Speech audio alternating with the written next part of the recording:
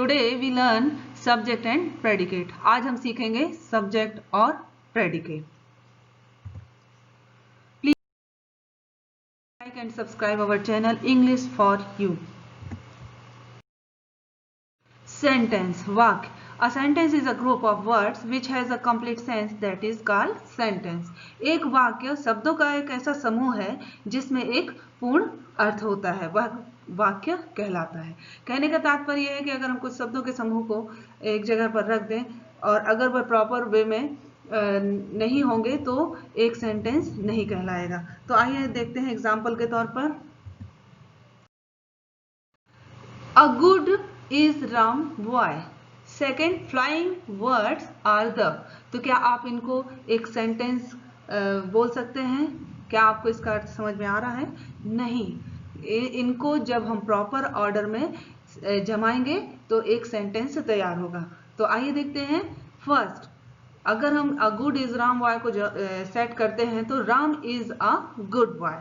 क्या आपको अर्थ समझ में आ रहा है? हाँ, राम एक अच्छा लड़का है। तो जब हम वर्ड्स को प्रॉपर वे में अरेंज करते हैं तो एक सेंटेंस तैयार होता है। सेकंड है फ्लाइंग वर्ड्स आर द। तो क्या होगा? The words are flying. कहने का तात्पर्य पक्षी उड़ रहे हैं। ठीक है, तो यह एक मीनिंगफुल सेंटेंस है। तो यही है कि जब शब्दों के समूह को हम अरेंज करते हैं प्रॉपर ऑर्डर में तो एक मीनिंगफुल सेंटेंस होता है। ओके,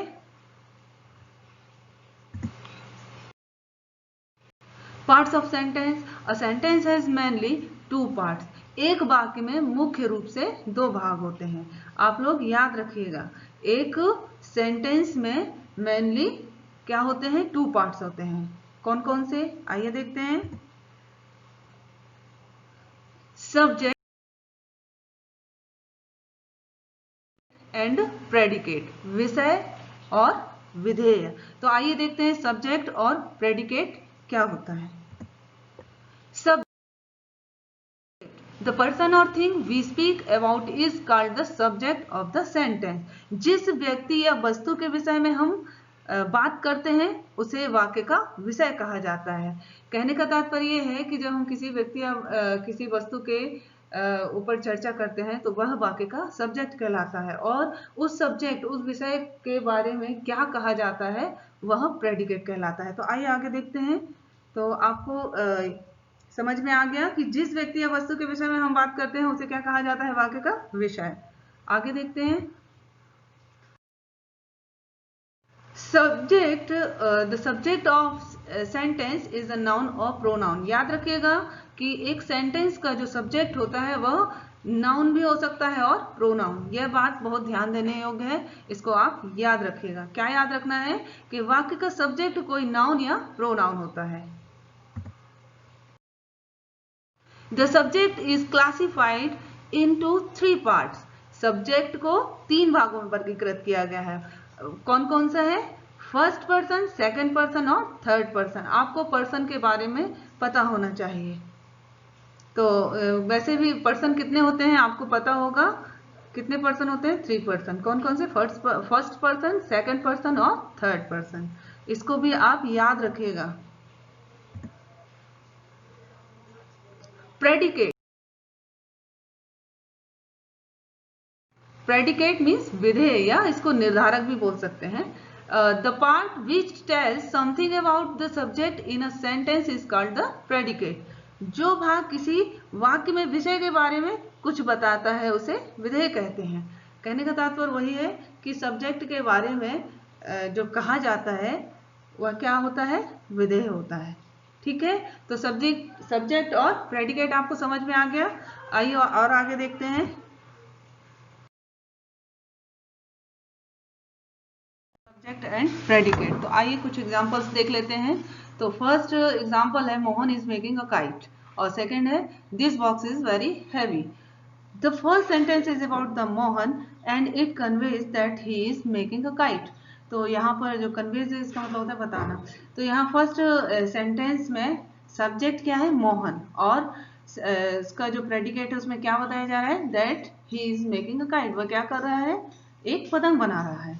तो कहने का तात्पर्य क्या है, यहाँ पर जो मोहन है वह क्या है, सब्जेक्ट, और उसके बारे में क्या बताया जा रहा है, क्या कहा जा रहा है कि वह क्या कर रहा है, काइट बना रहा है। ठीक है।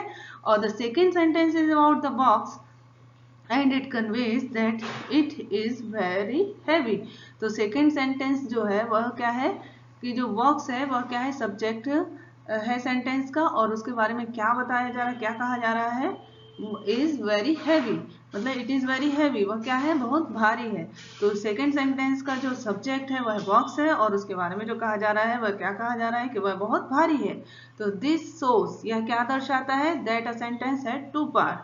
तो सेंटेंस में कितने भाग होते हैं, दो भाग होते हैं। फर्स्ट द पर्सन और thing which is being discussed. तो फर्स्ट पार्ट में क्या होता है, एक पर्सन, व्यक्ति या एक वस्तु के पर क्या होती है, चर्चा की जाती है। ठीक है। और second, what is sad about that person और थिंग, और जो वस्तु या व्यक्ति के बारे में जो कहा जाता है वह क्या होता है, सेंटेंस का सेकंड पार्ट होता है, जिसको कि हम क्या कहते हैं, प्रेडिकेट।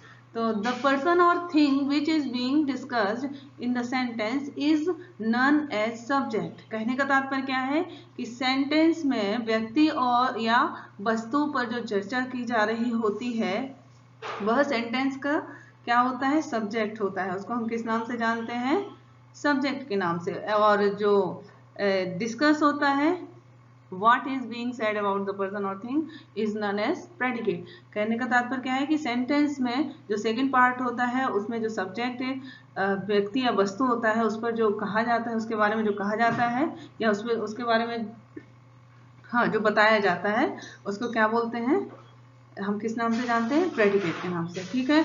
तो अब आपको समझ में आ गया होगा सब्जेक्ट और प्रेडिकेट। सब्जेक्ट और प्रेडिकेट क्या होते हैं, सेंटेंस के दो अलग अलग भाग होते हैं। तो सब्जेक्ट क्या होता है, जिस पर चर्चा की जाती है, और प्रेडिकेट क्या होता है, जो सब्जेक्ट के बारे में जो बताया या कहा जाता है। ठीक है। मतलब सब्जेक्ट है तो उसके बारे में बताया जा रहा होता है कि वह क्या काम कर रहा है। ठीक है। जैसे Mohan is making a kite, तो मोहन क्या है, सब्जेक्ट है, और मेकिंग काइट मतलब है क्या कर रहा है, काम कर रहा है पतंग बनाने का। और यहाँ सेकेंड क्या है, बॉक्स है, जिसमें उसके क्या बता रहा है, उसके एक गुण बताया जा रहा है कि वह बहुत भारी है। ठीक है। तो जो भारी है वह प्रेडिकेट है, और जो बॉक्स है वह सब्जेक्ट है। Okay. The following sentences, subject predicate. First, words subject, fly in the sky predicate. यहाँ पर क्या है, वर्ड्स जो है पक्षी हैं और वो क्या कर रहे हैं, फ्लाई इन द स्काई, मतलब आकाश में उड़ते हैं। तो ये जो है प्रेडिकेट होगा और वर्ड्स जो है सब्जेक्ट होगा। तो सब्जेक्ट क्या है, वर्ड्स, और fly in the sky predicate. The children play in the park, children क्या है, बच्चे, और सब्जेक्ट है वो। और प्ले इन द पार्क, जो सब्जेक्ट के बाद का जो बाकी हिस्सा है वह प्रेडिकेट है। तो उसमें क्या बताया जा रहा है कि बच्चे जो है पार्क में खेलते हैं। The earth moves around the sun, क्या है यहाँ पर, पृथ्वी जो है उसके बारे में क्या बताया जा रहा है कि वह सूर्य के चारों ओर चक्कर लगाती है। रोज इज अ ब्यूटीफुल फ्लावर, रोज जो है एक फूल है, और उसके बारे में क्या बताया जा रहा है कि यह एक सुंदर फूल है। तो रोज जो है वह सब्जेक्ट है, और उसके जो बाकी बचा हुआ हिस्सा है वह क्या है, प्रेडिकेट, जिसमें बताया जा रहा है कि वह एक सुंदर फूल है।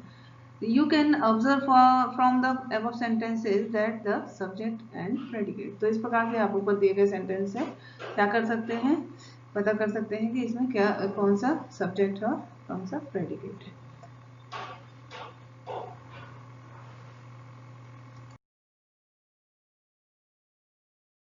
Times you will find that the subject is missing in a sentence। कभी कभी आप देखेंगे, आप पाएंगे कि जो सेंटेंस में है सब्जेक्ट क्या है, मिसिंग है, गायब है। आइए देखते हैं एग्जाम्पल से। First, bring me a glass of water. इसमें क्या, इसका हिंदी क्या हुआ, मुझे एक ग्लास पानी लेकर आओ। तो जब मैं किसी से ये बात बोल रही हूँ कि मुझे एक ग्लास पानी लेकर आओ, तो स्वाभाविक सी बात है कि सामने कोई क्या होगा, व्यक्ति होगा। तो उससे मैं क्या बोल रही हूँ कि मुझे एक गिलास पानी लेकर आओ। तो इसमें अगर हम कोई सब्जेक्ट जोड़ दें तो क्या हो जाएगा, you bring me a glass of water, तुम मुझे एक गिलास पानी ला दो। ओके।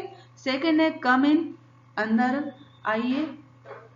अगर इसमें हम जैसे कम इन अंदर आइए, तो जब कोई व्यक्ति होगा तभी तो मुझसे बोलेंगे कि अंदर आइए। तो अगर इसमें हम लगा दें कि यू कमिंग, मतलब आप अंदर आइए। तो इस प्रकार से क्या हो गया, जो कभी कभी सेंटेंस में जो होते हैं कुछ इस प्रकार के वाक्य होते हैं कि सब्जेक्ट गायब रहता है, तो उसमें आपको कॉमन सेंस से सब्जेक्ट को समझ लेना है। तो in the following sentences the subject is not mentioned, जैसे कि मैं बता दी हूँ कि इसमें क्या है, सब्जेक्ट का उल्लेख नहीं किया गया, परंतु आप इसको इजीली गैस कर सकते हैं। तो मैं आपको बता ही चुकी हूँ कि इसमें जो सब्जेक्ट होगा वो क्या होगा, यू।